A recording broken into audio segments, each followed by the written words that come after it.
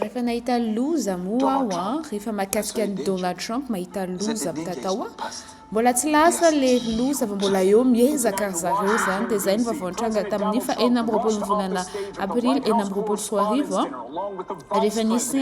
mikasa ny tifitra indray tamin'ny toerana nisy ny filoham-pirenena Donald Trump dia tao anatin'izay moa io hitantsika iny voasambotra le olona zay niezaka ny tifitra anazy zany araka ny vavao olona raiky amby 3 taona eo averiko indray ty amin'ny vavao an Donald Trump fa aminanina tamin'ny herintaona tamin'ny faharoa volana mars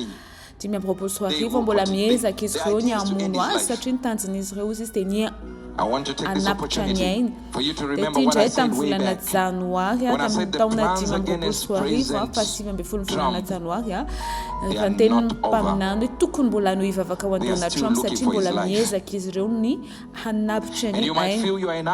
mety mieritritra ny hoe to Afrika na ny Europa na tahaky ny olona tsofotra tsy dia ilain'ny fiarahamonina loatra ao an-tsainao kanefa kosa nivavaka zay asandratrao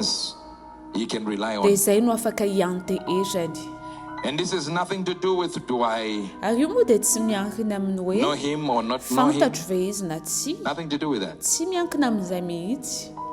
ary tsy mitady fahita-pity avy amin'izaniza rehefa miantotsika hivavaka fa mizara an'izay zavatra napetraky ny tompo tataopoko nanao ny planina rehetra izy ireo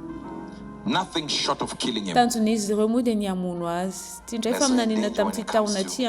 tamin'ny faharoa ny volana janoary 2024 mahita loza ozy izy mikasakasika ny Donald Trump zay hoe mbola tsy nandaly teo amin'izany zay mbola tsy vita zany ny tanjon'izy ireo raha tsy hoe ho an'ny olona anankiray ozy izy dia efa resy ny firenena ray manontolo dia izay ny vaovao tamin'ny fa 4 volana aprily 2024 araka ny hitantsika tamin'ny saha iny niezaka niaro azy zareo satria